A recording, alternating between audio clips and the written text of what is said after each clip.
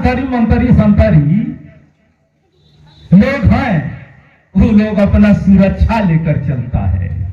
तो आप लोग अपना क्या सुरक्षा लेते हैं जो आपकी रक्षा करे? तो उस रक्षा को हम लोग दीक्षा कहते हैं। दीक्षा, दीक्षा, दीक्षा का मतलब हुआ दिया हुआ शिक्षा। मैं नहीं, मेरे से पहले जो लोगों ने खोज करके अपनी रक्षा सुरक्षा किया और उसी को उन लोगों ने शिक्षा मान करके दिया, जिसे पाली में दीक्षा कहते हैं। दीक्षा। मैं आप लोगों के बीच में जो पूजा की बातें मैंने बोला है, वह सारी बातें जो है आप लोगों को न समझ में आई होगी। ये भी आप लोगों ने कहा होगा कि भंते जी जो बोध गया से आए हैं, वह है कौन भाषा बोल रहे हैं? संस्कृत बोल रहे हैं कि उर्दू फारसी? कौन भाषा में बोले भाई? हम लोगों को न समझ में आया, लेकिन मैंने उर्दू फारसी संस्कृत नहीं बोला है, अरबी नहीं बोला है। मैंने 2500 वर्ष पहले इस भारत की धरती पर जो भाषा हमारी चलती थी, ये बाहर की भाषा नहीं,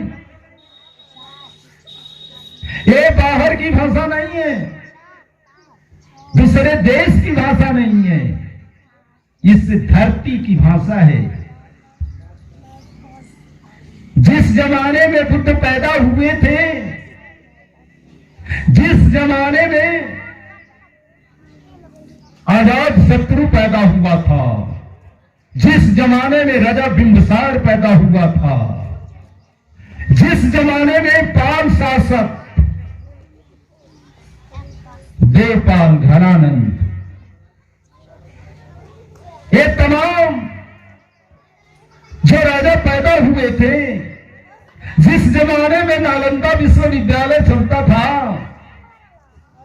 नालंदा विश्वविद्यालय, तक्षशिला, विक्रमशिला, उदंतपुरी, इस भारत के अंदर में 4 विश्वविद्यालय चलते थे। अरे भारत के ही नहीं साथियों, भारत के नहीं, अरे इस नालंदा विश्वविद्यालय में बाहर देश के लोग आते थे पढ़ने के लिए, बाहर देश के लिए, बाहर देश से आते थे। चाइना से आते थे, श्रीलंका से आते थे, थाईलैंड से आते थे, बर्मा, भूटान, नेपाल से आते थे, तिब्बत से आते थे, कोरिया, जापान से आते थे। 6वीं शताब्दी में भारत में नालंदा विश्वविद्यालय, अरे बुद्ध की धरोहर के देखने के लिए जब वो आया था, तो उसने देश के भ्रमण में लिखा है कि नालंदा विश्वविद्यालय में जो विद्यार्थियों को भोजन मिलता था, वह राजा के घर में भोजन बनता था, राजा के घर में। अरे वो भारत, वो सोने का चिड़िया, उस जमाने में सोने का चिड़िया, भारत सोने का चिड़िया कहा जाता था। सोने का चिड़िया, सोने मीन्स, अरे ये सोना करना, जमन लंका जल गई, सोना कब जलेला भैया, तो सोना के जला देहल गई। कैसे जला देहल गई, यही चीज के जाने की जरूरत बा। सोने, अरे आराम करना, आराम करना, कैसे आराम करना? टेंशन मुक्त होकर कहीं भी आदमी आराम कर लेता था, उसको सोने का चिड़िया कहा जाता था। भारत सोने का चिड़िया है, आराम करने का। तो आगे की कड़ी में ताली नहीं बजाना है, साधु कहिएगा आप लोग, साधु। ताली बजाकर उड़ाना नहीं है, ताली बजाकर उड़ा दिया जाता है, ताली नहीं बजाना है, साधु कहना है। अगर मेरी बातें अच्छी लगती है दिलों में आपकी तो साधु साधु कहिए, अंदर साधु साधु। साधु का मतलब होता है कि जो कार्यक्रम हो रहा है वो बहुत अच्छा है, ऐसा ही होना चाहिए, पाली में है। पाली का मतलब है भगवान बुद्ध के द्वारा। तो आगे की कड़ी में नालंदा विश्वविद्यालय तक्षशिला विक्रमशिला दंतपुरी, जो भारत की विश्वविद्यालय में पढ़ाई हो रही थी, इसी भाषा में, जिस भाषा में मैंने बोला है वह पाली। ये आपके देश की मूल भाषा पाली है। अगर ये मैं पाली जो बोल रहा हूं तो आप लोग ये समझिए बुद्ध की कोई खासियत नहीं। बुद्ध तो 2500 वर्ष पहले उन्होंने अपनी बोलचाल की पाली भाषा में अपना धम्म उपदेश दिया था, और उनके जाने के बाद यहाँ के जो उनके अनुयायी राजा लोग थे, उन लोगों ने उसके विकास को आगे बढ़ाया, जिसमें नालंदा विश्वविद्यालय का आविष्कार हुआ। पाल शासकों के द्वारा इस भारत के अंदर में उस विश्वविद्यालय का विकास बढ़ते गया। समय समय पर जितने राजा आए सभी लोगों ने मिलकर के आज उसके विकास को आगे बढ़ाया। लेकिन आगे की कड़ी में मैं बताऊंगा किसी कारण, राज्य के कारण, कुर्सी के कारण, राज्य के कारण, कुर्सी के कारण पिता अपने पिता की हत्या किया। कुर्सी के कारण पुत्र ने अपने पिता की हत्या किया। तो इसी तौर तरीके से लोगों ने अपनी संस्कृति को, अपनी शिक्षा को, अपनी व्यवस्था को बरकरार रखने के लिए नालंदा विश्वविद्यालय तक्षशिला विक्रमशिला दंतपुरी को ध्वस्त किया, जला दिया, मटिया मैल कर दिया, मटिया मैल कर दिया। ये चीजों को जब आप लोग गहराई में जब खोज करेंगे तो आपका इतिहास जल चुका है। आपका इतिहास जला कर करके इसको राख कर दिया गया, खाक कर दिया गया। अगर आप लोग मुझसे सवाल करेंगे कि आखिर घंटे जी आपको इसको कहां से जानकारी हुई, तो मैं आपको इसी के लिए मैं बताने के लिए आया हूं कि अगर नालंदा विश्वविद्यालय में बाहर के विद्यार्थी यहां नहीं आए होते पढ़ने के लिए और यहां की छवि को लेकर के वहां नहीं गए होते अपने यहां, तो हमको ये मिलता नहीं। लेकिन इस चीजों को प्राप्त करने के लिए जो हमें मिला है वह सबसे बड़ा कोई का हाथ है, कोई का व्यक्तित्व है, तो बाबा साहब अम्बेडकर का है। बाबा साहब अम्बेडकर का है, बोधिसत्व बाबा साहब अम्बेडकर का है। अगर बाबा साहब अम्बेडकर नहीं होते तो आप लोगों के बीच में जिस इतिहास को मैं बता रहा हूं, जिस सिद्धांत को बता रहा हूं, मैं नहीं बता पाता, नहीं बता पाता। क्यों? तो इस देश में 75 वर्ष पहले कानून चलता था। का कानून चलता था भैया? ओके करो। कानून चलता था कि स्त्री शूद्रो शिक्षा ना भीता, स्त्री अशूद्रो ऐसा कानून था तो भाई वो कानून के तहत अबहिन तक जेकरा ऊपर ही चढ़ल बा, जेकरा अबहिन कपार पर ही माथा पर चढ़ल बा, ओकरा ना लौकी, ओकरा ना दिखाई देही। ए चीज के जे ओकरा से निवृत्त हो चुकल बा, ओकरे दिखाई देही, ओकरा दिखाई देही। तो आगे की कड़ी में मैं आप लोगों को ये बताना चाहता हूं कि जो मैंने पढ़ाया है आपको वो पाली में पढ़ाया।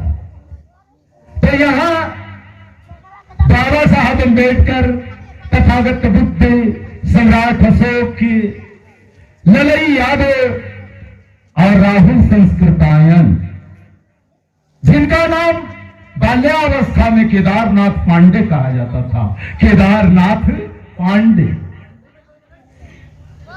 तो ऐसे ऐसे विभूति इस देश के रत्न इस देश को संवारने में लगे, संवारने में लगे।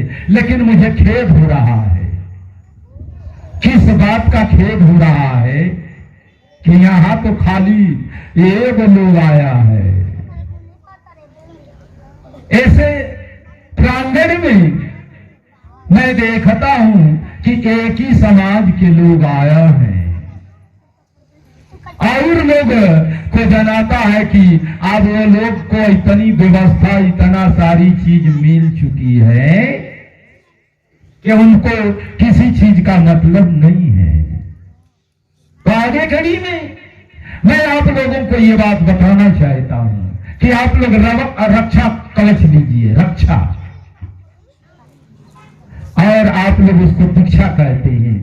तो नहीं, आज बड़ी अच्छा दिन है, रविदास जी का जन्मदिन है। देखिए भैया, आप लोग जन्म मनाई, जयंती मत मनाई। आए मेरे पढ़े लिखे साथी, हमारे महापुरुषों ने जन्म मनाने को कहा है, जयंती नहीं। जन्म और जयंती में बड़ी अंतर है। जयंती वो मनावेला जेकरा हर चीज से भर गईल बा। अगर ओकर कुछ कहल जाला कि गोजर के बड़ी गोड़ बा तो एगो टूट जाए तो ओकरा का फर्क पड़ी। है आप लोग का एक गो बा, अगर वो टूट जाए तो फिर फर्क पड़बे न करी हो। तो जयंती मत मनाई, आप लोग जन्म मनाई। जन्म मनाई तो आपके फायदा मिली, और जयंती मनाई तो आपका नुकसान हुई। ऐसे आगे की कड़ी में आप लोग हाथ जोड़ी, बातें तो जितना हमार चली शायद कोई के नीक लगी, ज्यादा तो नुकसाने लोग के समझ में आई, कमे लोग के नीक लगी। ऐसे कि उनकर स्वार्थ जब करत तब उनकर वाली पूर्ति तो हमसे हो नहीं पाई, उनकर इच्छा का बात तो हो ना पाई। लेकिन वो बाद में सोची है, तब उनके समझ में आई कि नहीं, हमारो खातिर फायदा बा। ऐसे आप लोग हाथ जोड़ी, हम दीक्षा जो पंचशील और तीसरा दिया जाता है, इसी पर दुनिया चलती है। सारे लोग चलते हैं, सभी जीव चलते हैं, आते नहीं है। तो हाथ जोड़िए सभी लोग, और माइक खोल दीजिए, मैं जैसे बोलूंगा वैसे बोलिए। बड़ी खुशी की बात है कि माता जी 3 लोग आ गई। मैं तो सोचा कि जनाता है कि कोई माता जी लोग अपना अधिकार नहीं लेगी, लेकिन 3 लोग आ गई, तीसरन आ गई, 3 शरण, बड़ी अच्छी बात। हाथ जोड़ लीजिए माता जी लोग, हाथ जोड़िए, लाइन ले लीजिए भैया।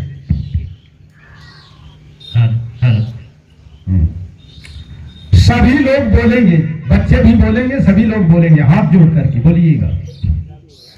ओकास अहंग भंते तीसरेण सह पंचशीलं धम्मं याचामि अनुग्रहं कृत्वा शीलं देत मे भन्ते द्वितीयंपि तृतीयंपि ओकास अहंग भंते तीसरेण सह पंचशीलं धम्मं याचामि अनुग्रहं कृत्वा शीलं देत मे भन्ते तृतीयंपि ओकास अहंग भंते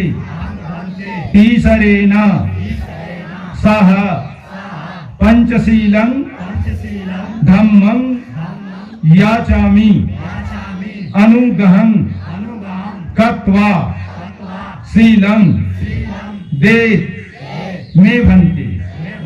साधु साधु साधु नमो तस्स भगवतो अरहतो सम्मा सम बुद्धस्स नमो तस्स भगवतो अरहतो सम्मा सम बुद्धस्स नमो तस्स भगवतो अरहतो सम्मा सम बुद्धस्स बुद्धं शरणं गच्छामि धम्मं शरणं गच्छामि संघं शरणं गच्छामि द्वितीयंपि तृतीयंपि बुद्धं शरणं गच्छामि तृतीयंपि धम्मं शरणं गच्छामि तृतीयंपि संघं शरणं गच्छामि। साधु साधु साधु पानातिपाता बेरमनी सीखा पदं समादियामि अदिन्न दाना बेरमनी सीखा पदं समादियामि कामेषु मिच्छा चारा बेरमनी सीखा पदं समादियामि मूसा वादा बेरमनी सीखा पदं समादियामि सूरा मेरे मध्य पमाद थाना बेरमनी सीखा पदं समादियामि साधु साधु साधु साधु। ठीक है, अब आप लोग 3 बार नमस्कार कीजिए। 3 बार कैसे नमस्कार करना है आप लोग जानते हैं? नमस्कार करना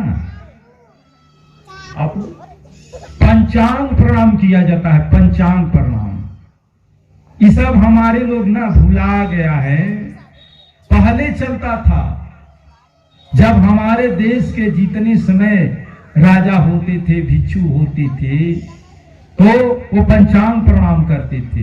तो पंचांग प्रणाम करने या पंचांग में बैठने पर 3 गो फायदा होता है। 3 फायदा। वो 3 फायदा का तो पहला जो है आपके ठेहुन में दर्द नहीं होगी। दूसरा आपको गैस नहीं बनेगा, तीसरा में आपका ब्लड सर्कुलेशन जो है ये बराबर रहेगा, बीपी हाई लो नहीं होगा। ये 3 की बीमारी में सारे लोग फंसे हुए हैं, घरे घरे सब लोग, अरे सब धर्मवा वाला फंसा है जी, एक के गुना के आप लोग करी। देखिए हम बतावत हैं वैसे करी।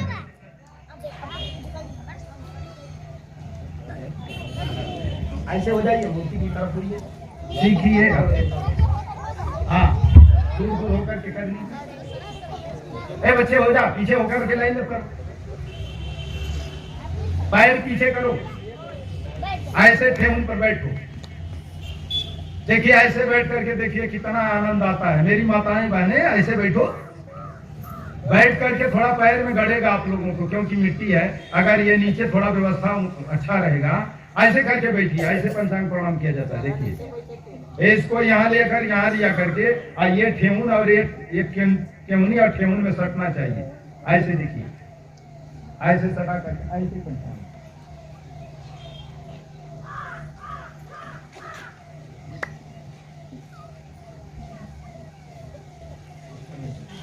ये सिस्टम है हमारे पहले भारत के, हमने भुला गया, आराम वाली जिंदगी जीने लगा और रोगों से ग्रसित होते चला गया। हमारी हर व्यवस्था खत्म होती गई, बाहर के कल्चरों में हमने पढ़ने लगा। हमारी कल्चर, हमारी व्यवस्था, हमारी सारी व्यवस्था वो लोग लेकर करके आज सुखी है और हम लोग दुखी हैं। तो आगे की कड़ी में अब मैं आप लोगों को जो पंचशील और तीसरण दिया है, तीसरण और जो मैं पढ़ाया हूं उसके विषय में मैं आप लोगों को थोड़ा थोड़ा बताते चलूंगा। और इसके बाद हमारे जो महापुरुष की आज जन्मदिन है, हम उस जन्मदिन पर भी बातें बताऊंगा। लेकिन पहले जो है उन्हीं लोगों की बात है, मैं कोई बाहर से नहीं बात कर रहा हूं। तो जो मैं पढ़ाया हूं पाली में उसको आप जानिए। नमो का मतलब होता है नमस्कार करना, अतस्य माने उनको, भगवतो, भगवतो का मतलब होता है भगा देने वाला। क्या भगा देने वाला? क्या चीज भगा देने वाला? काम तृष्णा, भव तृष्णा, विभव तृष्णा। ये तृष्णा, 3 तृष्णाओं में मनुष्य जकड़ा हुआ है और जीव नहीं, सिर्फ एक में। इस धरती पर या आकाश पाताल तीनों जगहों में जितने जीव हैं वह एक तृष्णा, 2 तृष्णा, सिर्फ 2 तृष्णाओं में जकड़े हुए हैं। लेकिन मनुष्य जो है वह तीनों तृष्णाओं में जकड़ा हुआ है। तो जो उसको भगा देता है, खत्म कर देता है, नष्ट कर देता है, उसको पाली में भगवतो कहते हैं और हिंदी में उसको भगवान कहते हैं। हिंदी में उसको भगवान कहते हैं। आप लोग खुद पढ़े लिखे शिक्षित और जानकार हैं, बड़े ज्ञानी लोग हैं, लोग कह देते हैं तोहरा ले हम कम है का।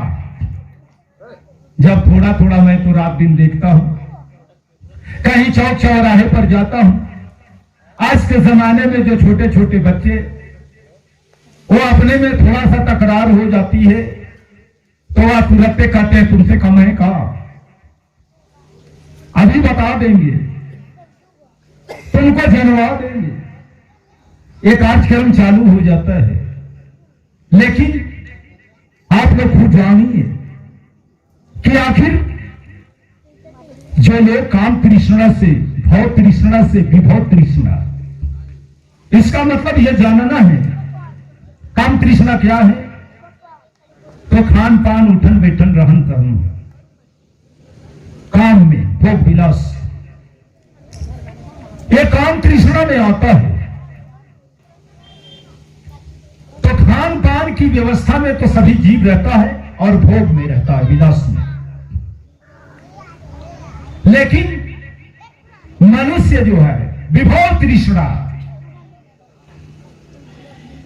अपने भी ठीक ठाक खाए पिए रहे और मेरा आने वाला बेटा वो भी ठीक रहे और बेटा का बेटा भी ठीक रहे, पीढ़ी दर पीढ़ी ठीक रहे, पीढ़ी दर पीढ़ी ठीक रहे। यही विभव तृष्णा है। तो इसको जो खत्म कर देता है उसको भगवान कहते हैं, उसको भगवान कहते हैं। लेकिन अब मैं भगवानों का चर्चा नहीं करूंगा। अगर मैं वर्णन करूं और उसको दिखाऊंगा नजरिया से तो कुछ लोग कहेगा कि यार हमन का शिकायत करे खातिर। अगर सच्ची बात ही बगावत है, सच्ची बात ही बगावत है, तो मैं उस चीजों को नहीं कहना चाहता। मेरे महापुरुषों ने काम तृष्णा, भव तृष्णा, विभव तृष्णा उससे दूर हो चुका है। उनको मैं भगवान कहता हूं, भगवतु कहता हूं। अरहत हो जाना, जेकरा अंदर कभी क्रोध न पैदा होता हो, हमेशा खुशहाल हो, हंसता हो, जिसके अंदर गम नाम की चीज न हो, उसको पाली में अरहतो कहते हैं। अरहत सम्मा असम, आज कल, बुधस्सा। आप लोगों ने कहा होगा कि भैया रविदास जी का जयंतरी बा, जन्म बा, आई बुद्ध का नाम लेते हैं। कुछ लोग के ये दिमाग में ऐसा घुसरल हुई कि ये तो बुद्ध का कहता, बाबा का नाम लेता हूं, आई रविदास जी का आज जयंतरी बा, जन्म बा, तो उनका न होने की चाहिए। मैंने बुधस्सा, बुद्ध, अरे सिद्धार्थ बाल्यावस्था का नाम बुद्ध नहीं था, उनका नाम सिद्धार्थ था। वह ज्ञान की प्राप्ति जब कर लिए तब उनके नामों को लोगों ने कहना शुरू किया, बुद्ध बुद्ध कहना शुरू किया। तो उन्होंने कहा, सिद्धार्थ ने कहा, बुधस्सा, उन्होंने खोज किया कि नमो तस्य भगवतो अरहतो सम्मा संबुधस्सा। उनके द्वारा यह चीज निकली। तो बुधस्सा, जो लोग ज्ञानी हो जाते हैं, जो बुद्धिमान कहे जाते हैं, बुद्धिमान। और बाबा साहब आज के जमाने में उनको पंडित कहा जाता है, विद्वान कहा जाता है, पंडित, विद्वान। और उस जमाने में बुधस्सा बुद्धिमान कहा जाता था, बुद्धिमान। पानी आ रखा।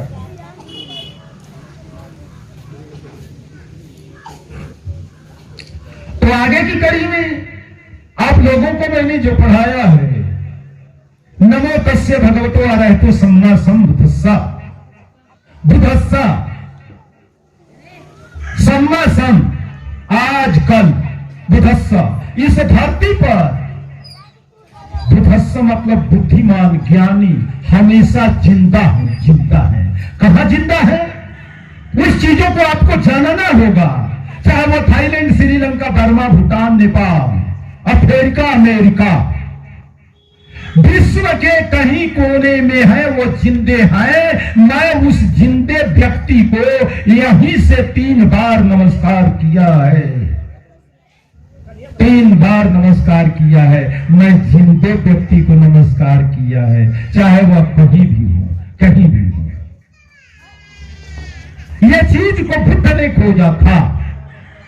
तो आगे की कड़ी में आप लोगों को मैं आगे पढ़ा रहा हूं।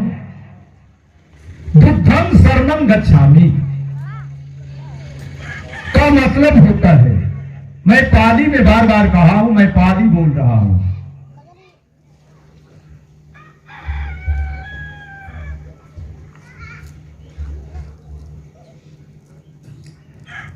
मैं पाली बोल रहा हूं।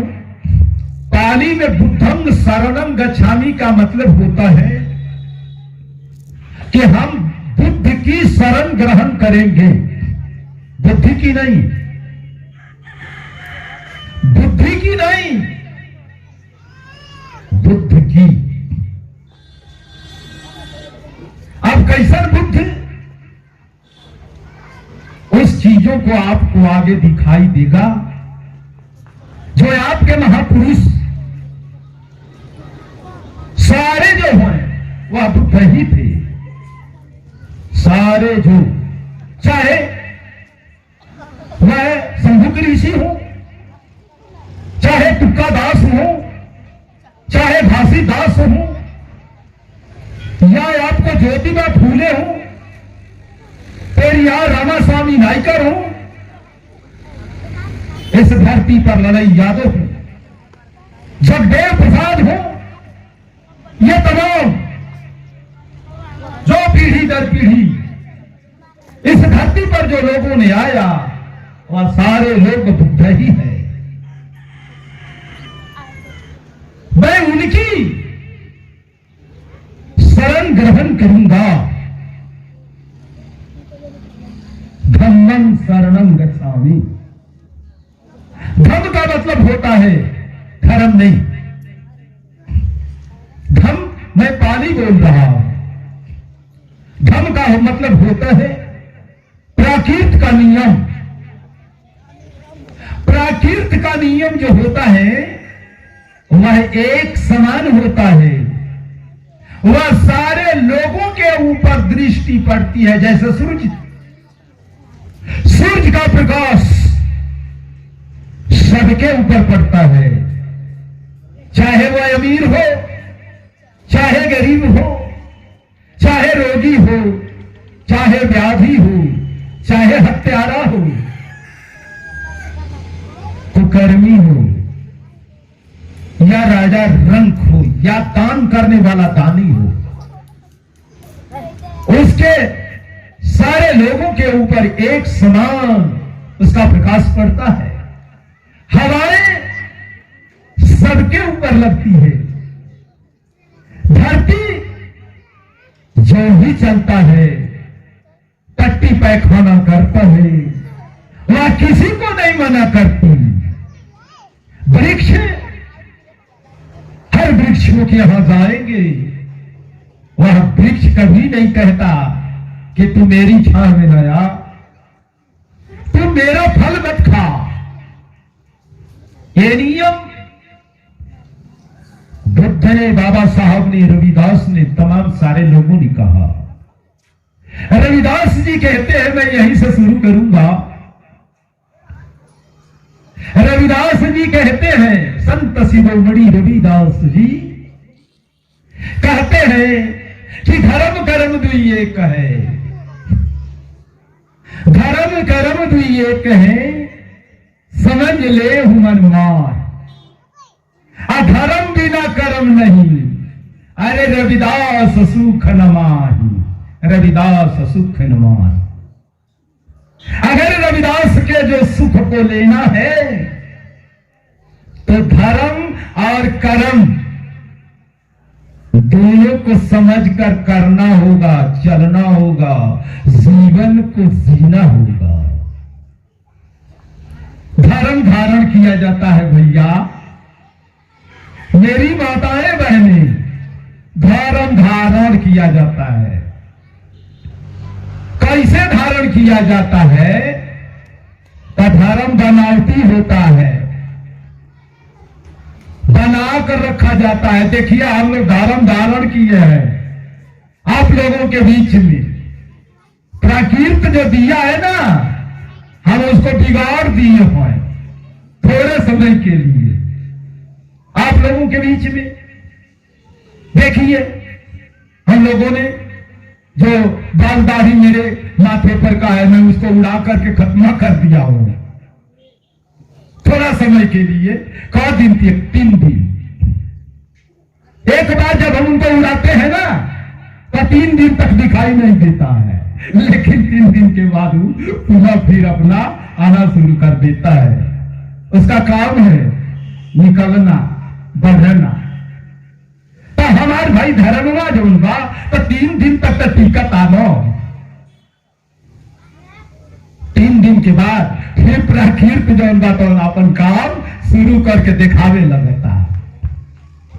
तो धर्म धारण किया जाता है। लेकिन आप लोग देखिए हमारे शरीर के ऊपर सिर्फ कपड़ा है, कपड़ा के सिवा और कुछ नहीं है। और ऊपर जो श्रृंगार है ना, ये प्रकृति ने श्रृंगार का रूप दिया है। कहा तो केस बाल से आदमी को काम तृष्णा पैदा होती है,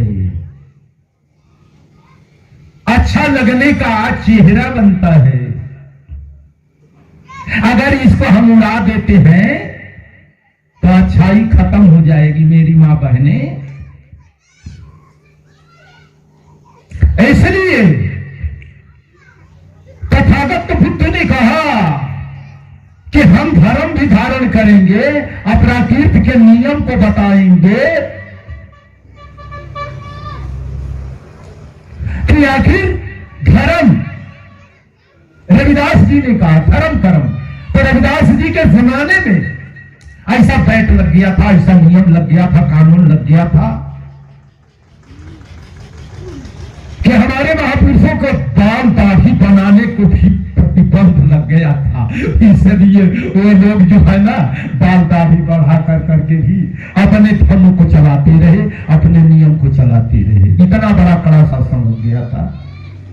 ये मत आप जानिए कि ये जो दाढ़ी और उनकी बाल बढ़ी है वह मजबूरी में, खुशी में बढ़ाए थे। उनको मजबूर हो जाना पड़ा। अपने से जब वो नहीं बनता था तो बनाने वाला नहीं छूता था, बनाने वाला नहीं छूता था, इसलिए बढ़ गया था। इसलिए धर्म कर्म भी ये कहे समझ ले मनमा। अगर दोनों को अलग अलग कर देंगे तो फिर आपके जीवन में कभी सुख नहीं मिल सकता है, नहीं मिल सकता है। इसलिए धर्म और कर्म दोनों एक होना चाहिए। कुछ लोगों ने अपना रोटी सेकने के लिए, अपने सुखी रहने के लिए अलग अलग कर दिया है, अलग अलग धर्म को और कर्म को।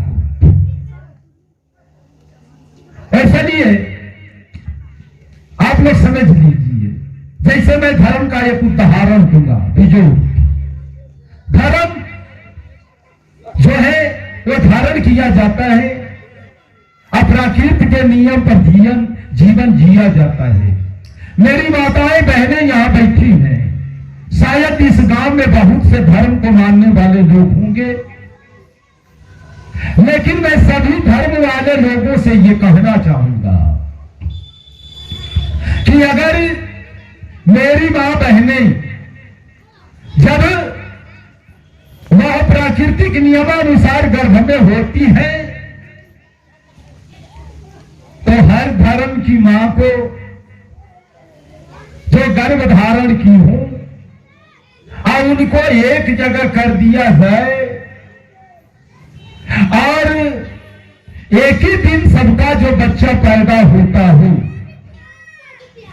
एक कोठरी में रख दिया जाए और सभी धर्म वाले भैया को, बौद्धों को मैं कह रहा हूं, हमलों को ये मत समझिए, हम बौद्ध धर्म वाले को क्योंकि धारण किए हैं हम, लेकिन हम चलते हैं प्रकृति के नियम पर। तो सभी धर्म वाले लोगों को एक जगह तो करके कहा जाए और मैं एक व्यक्ति जाना है कि कौन धर्म वाला का बच्चा कौन पैदा है।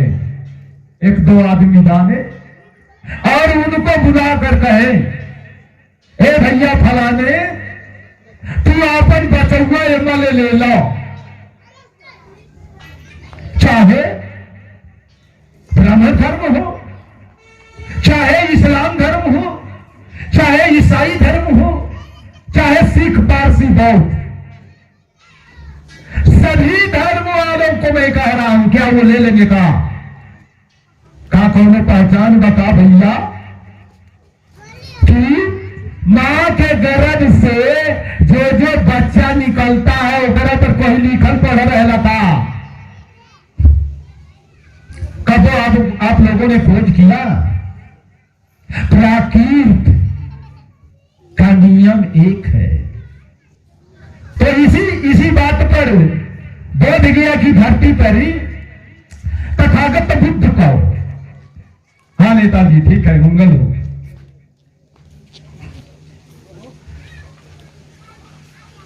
बोध गया की धरती पर तथागत बुद्ध जब बैठे हुए थे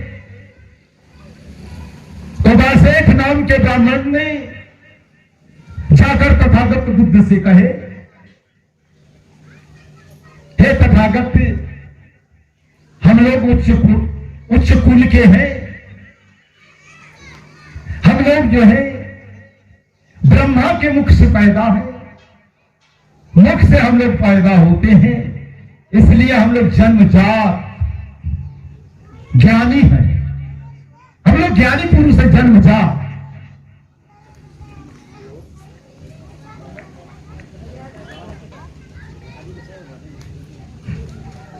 तो भगवान बुद्ध ने कहा, ऐ ब्राह्मण, न जच्चा होती वासुलो, न जच्चा होती ब्राह्मणों, कामना होती ब्राह्मणों, कामना होती वासुलो, कामना होती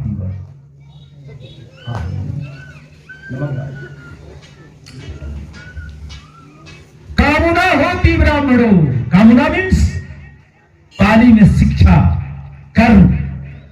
इसी चीज को तुलसी ने लिखे, रामायण में लिखे हैं तुलसी ने कि कर्म प्रभाव विश्व करी राखा, जो करनी सही फल चाखा। उन लोगों को कहीं ना कहीं मजबूर होना पड़ा। कब? तो जब हम लोग जैसे लोगों से टक्कर हुई तो सच्ची बातों को उन लोगों को सपोर्ट करना पड़ता है, करना पड़ता है।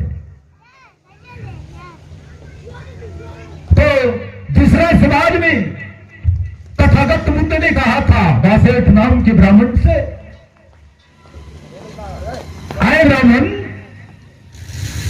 क्या तेरी माता बहनें कभी ऋतुमती नहीं होती कि जो तुम मुख से पैदा होता है? तुम्हारी माताएं बहनें ऋतुमती नहीं होती? अरे इस धरती पर जो भी हमारी मां बहनें आती है, चाहे वह किसी भी धर्म से हो, किसी भी सिद्धांत को मानने वाली हो, वह सारे लोग प्रकृति के नियमानुसार ऋतुमती होती है। इसलिए इस चीजों को जानो, कामना होती है, कामना मीन्स शिक्षा। इसलिए तथागत बुद्ध ने पहला बोला था कि बुद्धं शरणं गच्छामि, मैंने आप लोगों को कहा था कि बुद्धं शरणं गच्छामि। इसी चीज को बाबा साहब अम्बेडकर ने कहा था कि शिक्षित बनो। इसी चीज को रविदास ने कहा था कि मन चंगा और कठौती में गंगा, मन चंगा कठौती में गंगा। चंगा मीन्स शिक्षा। क्यों? तो उस जमाने में जो लोग अपनी बोलचाल की भाषा में जो परिवेश चलता था, जो वातावरण चलता था, जो लैंग्वेज चलता था, जैसे चाल चलन थी, वैसे भाषा में लोग कहता था। यही पढ़ाई तो पढ़नी है। लोग कहता है अरे बुद्ध की भाषा पाली, बुद्ध के जमाने में पाली थी, लेकिन पाली के बाद लोग कुछ ऐसी में शस्त्रार्थ चलता है तो तो कोई कहता है कि पाली पहले की थी, तो कोई कहता है संस्कृत पहले की थी। तो मैंने कहता है कि भाई अगर संस्कृत पहले की थी तो ओकर कौनो प्रमाण है जिससे निवाज लिया जाए? तो कुछ लोग वेद पुराण की बात करते हैं, तो मैं कहा भाई वेद पुराण तो कागज में ना आई बा हो, अगर कागज में आई बा जब ले तब्बे ले न के मानल जाई। लेकिन इतिहास है भारत की धरती पर पाली का जब से आता है विश्व में एक इतिहास रखता है नालंदा विश्वविद्यालय। तक्षशिला और विक्रमशिला और दंतपुरी और नालंदा का जब आविष्कार हुआ तो इसमें पाली में ही ताड़ पत्रों से स्टार्ट होती है शिक्षा पढ़ाई। पाली की जो पढ़ाई ताड़ के पत्रों से चालू होती है। पहले ताड़ के पत्र पर ही गोद कर करके भगवान बुद्ध के धर्म को लिखा गया था। भाषा का आविष्कार हमारे लोगों ने बौद्धों ने किया था, पाली का आविष्कार। तो पाली से स्टार्ट होती है संस्कृत, उर्दू, फारसी, ये हिंदी। अब हम हिंदी बोलते हैं। तो हिंदी जब आई तब जब रविदास जी के समय में मिला जुला करके पाली और संस्कृत और उर्दू सभी भाषाओं को तोड़ तोड़ मरोड़ कर करके ये हिंदी बना, सुविधाजनक बनाई गई। तो हिंदी में हमारे रविदास जी कहते हैं कहा कि पंच दोष सत संतोष और सदाचार। रविदास जी कहते हैं कि सत संतोष और सदाचार जीवन के आधार। रविदास भय नर देवते त्यागय पंच विकार, त्यागय पंच विकार, त्यागय पंच विकार। दूसरी लाइन में रविदास जी कहते हैं, दूसरी हिंदी है, आप लोग कमेटी के अध्यक्ष सचिव मेंबर लोग, हमारे विद्यार्थीगण लोग, आप लोगों को अरे भीख मांगने की क्या जरूरत है? आप अपने को तो ठीक अपने अंदर में हर चीज है, इसलिए उस चीजों को आपके पास है और आप दूसरे के पीछे पड़े हुए हैं, दूसरे का सुख देख रहे हैं और वो आप उसके पीछे दौड़ रहे हैं। मनो पुब्बो मनो धम्मो मनो गम्मो मनोमया।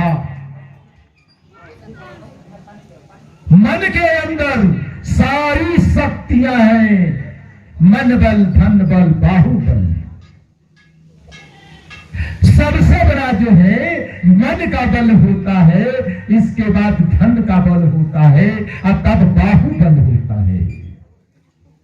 तो जिसका मन बल टूट जाता है, बाहुबल सारा चीज खत्म हो जाता है। इसलिए मनो पुब्बो मनो धम्मो मनो गम्मो मनोमया, हमारे महापुरुषों ने कहा। इस चीजों को आप लोगों के बीच में मैंने 5 आपका रक्षा कवच, आपका शक्ति, ईश्वर, भगवान, खुदा, वही सारी चीज है। इसी को हमारे महापुरुषों ने कहा है, इसी को सील, बुद्ध ने सील कहा, रविदास ने मन चंगा कहा, मोहम्मद साहब ने ईमान कहा। ईमान, ईमान नहीं, ईमान। देखिएगा हमारे पढ़ा लिखा लोग, ईमान, ईमान, दोनों में अंतर हुआ। छोटी या बड़ी का इतने में दुनिया बदल गई, इतने में इस्लाम बदल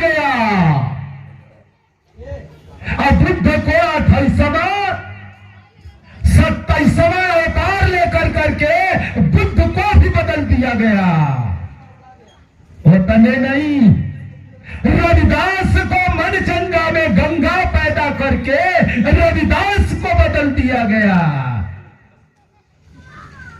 कठौती में जूता रख करके बदल दिया गया। बातों को नहीं किसी ने खोजा। आप लोग भी पूजा करते हैं ना, घी जलाते हैं रविदास जी के नाम, घी की बाती जलाते हैं ना। तेल की बाती आई है तो हमारे लोग घी जलाता है। वाह वाह, कहता है हम लोग तो राविदासिया वाले हैं। हाँ सही बात है, दासिया बन गए हैं, राविदास से राविदासिया बन गए।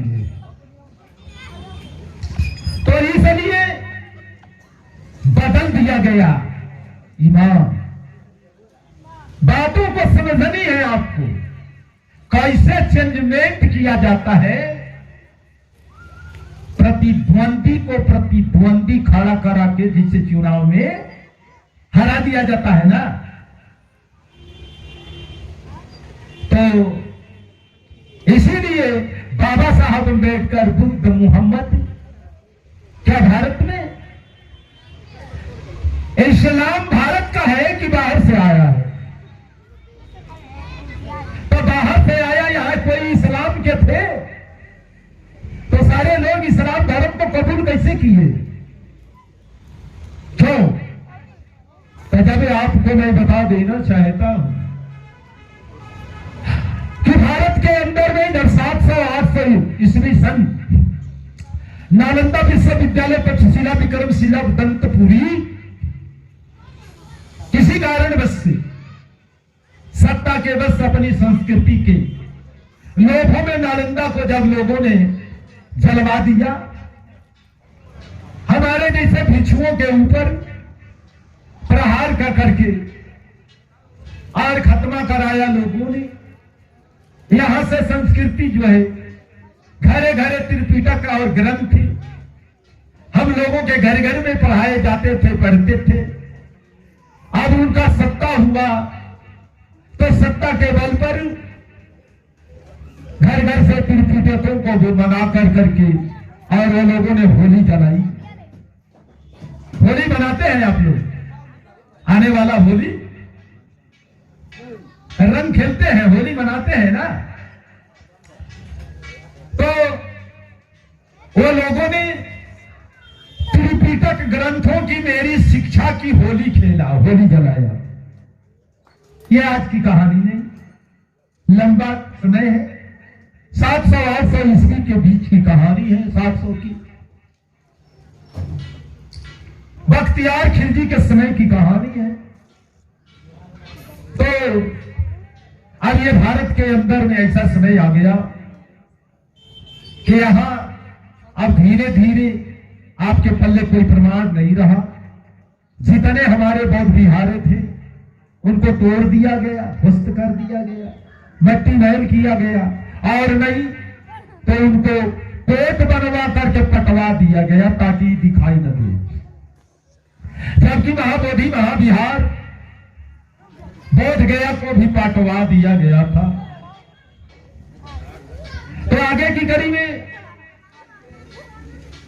आप लोगों को यह मालूम होगा कि धीरे धीरे अब हम लोग जो है अपनी संस्कृति भुला गए। अब हम लोग अब दूसरे की तरफ जो है दबाव में उनके शासन से सपोर्ट कर दिया, जबरी से सपोर्ट किया, और वह धीरे धीरे मेरी आदत बन गई। तो इसलिए भाई आप लोग थोड़ा बात करेंगे, कमेटी के लोग तो डिस्टर्ब होंगे, हम बातें हमारी कट गई। तो आगे की घड़ी में वो मैं आप लोगों को जो पढ़ा रहा था विकसित, तो पहला मैंने जो आपको मैं बताया हूं कि ये मोहम्मद साहब, तथागत बुद्ध, रविदास, बाबा साहब और कबीर दास, सबका एक ही विचार, एक ही उद्देश्य था, एक ही चीज। इस चीजों को आप लोगों को जानना होगा। कैसे जानना होगा? तो बुद्ध ने शील कहा, रविदास ने मन चंगा कहा और मोहम्मद साहब ने ईमान कहा और कबीर ने कहा ढाई आखर प्रेम का आप 250 पंडित हो। हाँ, ढाई आखर प्रेम का 250 पंडित हो। और अगली लाइन, हाँ, पोथी पढ़ी पढ़ी जगमुआ पंडित भयान को, पोथी पढ़ी पढ़ी जगमुआ पंडित भयान को, 2.5 आखर प्रेम का 250 पंडित हो, 250 पंडित हो। ये कबीर की वाणी और रविदास के मनचंगा और बाबा साहब अम्बेडकर का कानून, संविधान, संविधान, ये चीजों को आप लोगों को, सभी लोगों को, कौन इसका फायदा नहीं देता? सभी इंसान सब इसके फायदे पर चल रहे हैं। नहीं तो एक जमाना था, आप लोगों से मैं बता देना चाहता हूं कि जिस जमाने में स्त्री शूद्र शिक्षा ना भीता चलता था, तो उस जमाने में इसमें करीबन हम देख रहे हैं कि 80-90 वर्ष की मेरी माता आज ही बैठी हुई है, लेकिन मैं उस माता से पूछूंगा अगर, और कुछ हमारी बहना भी बैठी है, लमसम वो जानती है कि कुछ पढ़ी लिखी है, और मेरी आजी माँ बैठी हुई है जो चश्मा लगा होगा करके बैठी है, तो मैं उनसे पूछना चाहूंगा कि वो पढ़ी है का? ये भैया यहाँ कोई जो कमेटी के लोग हैं तो थोड़ा उनसे पूछ लीजिए ना कि का वो हमारी बूढ़ी माँ पढ़ी है? तो जब हिंदा हमारी बूढ़ी माँ बैठी है और ये ना पढ़ी है, तो गांव में जितने बूढ़ी माँ बैठी हैं, मैं पूरे गांव के बूढ़ी माँ से पूछना चाहता हूं, अरे इतने नहीं, चाहे वह हिंदू धर्म को मानती हो, ब्राह्मण धर्म को मानती हो, चाहे वह इस्लाम धर्म को मानती हो, चाहे वह सिख पारसी को मानती हो, हर धर्मों को मानती हो, मैं वो तमाम बूढ़ी मां से पूछना चाहता हूं कि तूने क्यों नहीं पढ़ा? क्या तुम्हारे धर्म में तुमको पढ़ने का अधिकार नहीं था?